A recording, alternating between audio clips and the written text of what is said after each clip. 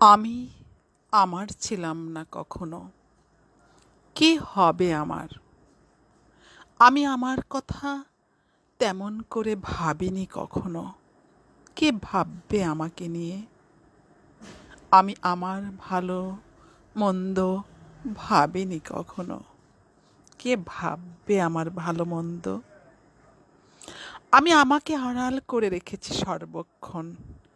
কে আমাকে সামনে নেবে এগিয়ে? আমি যাকে মূল্য দিয়ে আপন করতে চেয়েছি, সে যে নয় আপন আমার।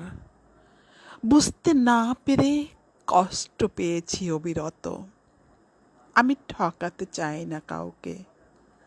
কেউ আমাকে ঠকালে ঠকিয়েছে, তাতে কি?